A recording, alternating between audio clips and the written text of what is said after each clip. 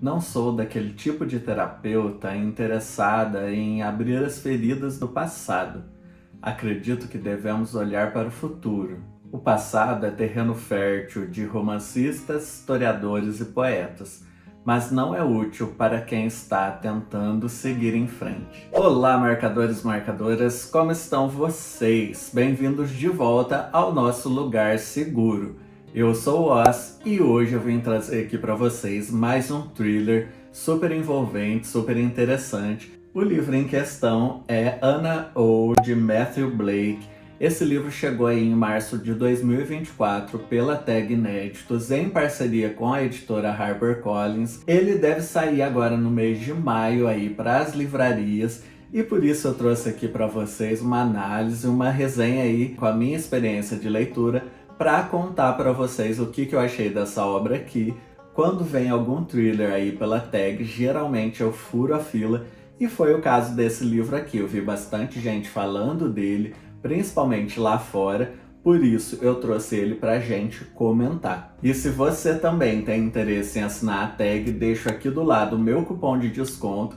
Com ele você pode ganhar aí alguns mimos especiais e descontos aí mesmo na assinatura mensal. Não deixa de aproveitar porque vale muito a pena. E curte o canal, se inscreve e vem comigo que é hora de resenha. Antes de seguir para nossa análise, vou falar um pouquinho desse autor que é o Matthew Blake, contar um pouquinho para vocês sobre ele. É um autor que nasceu lá no Reino Unido e que estudou letras na universidade. Antes de partir aí para os livros de ficção, no caso esse aqui é um livro de estreia dele, ele atuou também como redator no Parlamento do Reino Unido. Então ele tem aí uma grande experiência, uma vasta experiência com a atividade de redação, com a atividade de escrever alguma coisa. E esse aqui foi o primeiro livro dele então, o livrinho de estreia, e que já mostra aí um trabalho muito rebuscado e muito bem aprofundado em se tratando aí de um thriller. E uma coisa que fica muito evidente aqui nesse livro e que ele também sempre fala aí nas entrevistas é que a inspiração maior dele dentro aí dos thrillers, dos suspensos policiais, é a rainha do crime, a nossa Agatha Christie. E a gente consegue ver aqui nesse livro muitas referências, muita influência mesmo da Agatha nessa escrita do autor. Então ele acaba aí bebendo da fonte da Agatha Christie para trazer aí um ótimo suspense para a gente. Na história desse livro aqui, a gente vai ter a personagem principal, que é a Anna, e ela vai ter cometido ali um homicídio, um duplo homicídio, onde ela vai matar dois melhores amigos dela. Eles eram aí parceiros, criadores de uma revista super famosa, e ela vai acabar matando esses melhores amigos dela. Mas o que é muito diferente de outros homicídios aí dos livros é que ela mata essas pessoas em um estado de sonambulismo. Depois disso, a Anna, ela vai dormir. Ela mata essas pessoas, volta para a cama e passa aí muito tempo. E depois de cometer esses assassinatos, ela vai entrar numa síndrome de resignação, que é como se depois disso a pessoa se tornasse uma bela adormecida e dormisse aí para o resto da vida praticamente. Acontece que a história desses assassinatos gerou um burburinho muito grande na sociedade e principalmente na mídia, onde essa moça ela vai estar aí dividindo a opinião pública entre as pessoas que acreditam que ela é inocente, alguém fez aquilo, ou que talvez ela seja inocente e fez aquilo sem perceber ali no estado de sonambulismo, e o outro lado da sociedade que a chama de bela adormecida, que acredita que ela é culpada e que talvez até ela esteja fingindo ali estar dormindo para não sofrer aí as penalidades da lei. Alguns anos vão se passar, uns 3 ou 4 anos, e aí o Ministério Público, mais especificamente o Ministério aí da Justiça, vai reabrir esse caso e vai escolher um psicólogo muito bem renomado aí, que escreveu vários livros e que também trabalha aí com questões relacionadas a crimes que ocorreram durante o sono, ou seja, pessoas sonâmbulas que fizeram aí várias coisas, causaram mortes ou outras coisas. Esse cara, o nome dele é Benedict Prince, ele vai aí então se envolver nessa investigação. Ele trabalha numa clínica especializada lá em Londres, que se chama Clínica Abadia. E ele tem também a mentora dele, que é uma professora, e os dois então vão assumir esse caso com muita discrição, porque é um caso público e que gera muita comoção. Então tudo assim, no maior segredo ali de estado, essa moça vai ser transferida para essa clínica para ser assistida lá 24/7. Ela vai ser aí observada, vai ser cuidada e esse psicólogo vai tentar aí fazer com que ela desperte para que ela conte, afinal, por que que ela matou essas pessoas, como que ela matou, qual que é a questão aí que fez com que esse crime acontecesse. E como você pode imaginar, muita coisa acontece, muitas reviravoltas ali deixam o leitor assim, sempre querendo saber um pouquinho mais. E agora eu vou contar aqui para vocês qual que foi a minha experiência com essa obra. Sem dúvida nenhuma, o ponto alto desse livro é a base que ele tem, que significa que houve um estudo muito bem feito, muito conteúdo foi estudado de psicologia, psicologia forense, investigação. Então o autor ele estudou muito para conseguir construir uma obra com uma base assim tão segura, usou casos reais aí de crimes que aconteceram sob circunstâncias parecidas. Então, o tempo todo a gente é instigado a entrar ali na internet, pesquisar sobre esses casos. Eu particularmente gosto muito disso. Eu nunca termino um livro de vez e parto para outro. Geralmente eu fico com aquela história na cabeça, pesquiso um pouquinho ali para conhecer aquelas questões ou culturas. E esse livro não é diferente. Outra coisa interessante é que um dos hospitais de custódia que são citados no livro existiu na vida real e teve também lá um criminoso que ficou numa jaula de vidro. O autor comenta sobre isso durante essa obra aqui e é muito interessante saber que existiu sim essa relação, que houve esse estudo da vida desse criminoso. Outra curiosidade interessantíssima é que esse nome, Ana Oh, também tem aí um pezinho na realidade. Esse nome também foi utilizado aí nos estudos de Freud.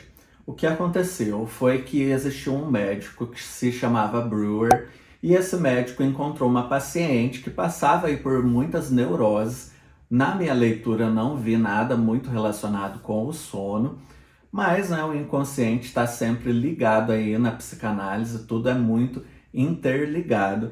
E esse médico, ao estudar aí essa paciente, que foi denominada por Ana Oh, ele vai ficar muito assustado e muito curioso com aquele caso, com tantas neuroses, com os problemas que essa pessoa passava quando ela mudava aí de cenário, mudava de lugar, e ele vai trazer esse caso para Freud. Freud então vai ver aí que esse cara estava muito ali aflito e que o caso da paciente impactou muito também no médico.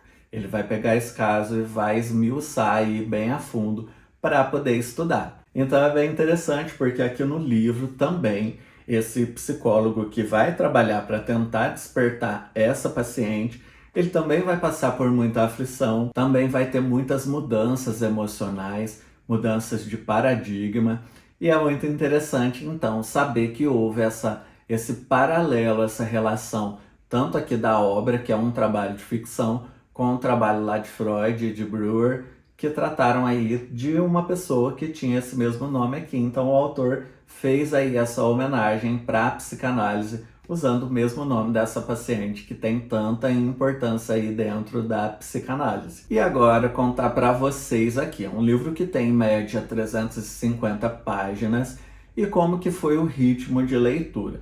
A princípio, até chegar ali em torno da página 100, 120, foi um trabalho assim de leitura muito mais lento do que eu esperava. Eu realmente esperava que fosse um thriller vira-páginas. Não considero que esse seja um vira-páginas. Eu achei esse bem lento, justamente porque o autor quer sim estabelecer essa base, mostrar o que ele estudou para levantar essa história aqui, para criar essa história. Então é um começo muito lento. Depois de 100, 120, até pela página 300, 250, 300, o livro sim vai avançar, você já está por dentro de tudo aí que o autor propõe e você vai seguir um bom ritmo de leitura. Acontece que da página 300 até o final, as coisas vão muito rápido e assim, uma rapidez desnecessária.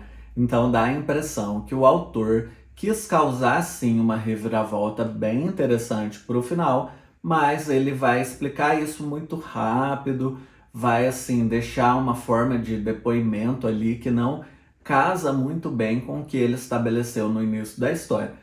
Talvez até tivesse um pouquinho mais de páginas, melhorasse, ou se esse começo fosse um pouco mais rápido e ele enchesse mais ali o conteúdo do final do livro, fosse aí uma leitura um tanto quanto mais agradável e mais valiosa aí pra gente. Mas não foi o que aconteceu.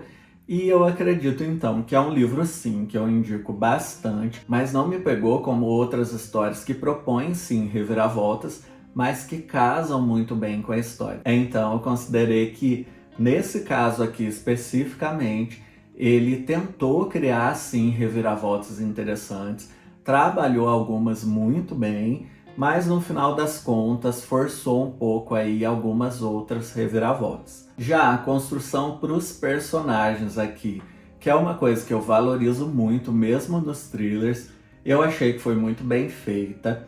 Não é assim, não tem personagens que você valoriza muito, que você tem muita empatia. Talvez com a Ana algumas vezes, por conta dela ter esses momentos de ausência. Então a gente quer sim que ela consiga resolver esse problema, que ela apresente outra alternativa aí para a história. Então é uma personagem interessante. A professora Bloom também. E o próprio psicólogo aqui, que é o personagem principal, ele tem aí sim as suas características super interessantes, mas no geral é uma construção de personagem ok, não é ruim, mas também não é nada grandioso que mereça aí tanto louvor assim. São personagens ok que vão aí te entreter sim por algum tempo. Eu gostei muito aí da base do livro, eu acho que o ponto alto então é toda essa informação aí baseada na psicanálise. Eu gosto bastante de tudo relacionado à psicanálise e acho que o ponto baixo dele é que ele se propõe a ser um thriller vira-páginas com reviravoltas, mas ele não empolga tanto assim, então por isso não me empolgou. Mas sim, vale a pena, vale o entretenimento e vai te divertir assim como me divertiu. E se você leu esse livrinho aqui, conta aqui embaixo o que você achou dele. Valeu a pena a leitura para você? Tem mais algum ponto alto que você acha que deva ser mencionado? Conta tudo aí pra gente. Obrigado por chegar até aqui nesse vídeo. Não esquece daquilo que eu sempre digo, nunca é quantidade, é constância. Um beijo para vocês. Tchau, tchau. De psicologia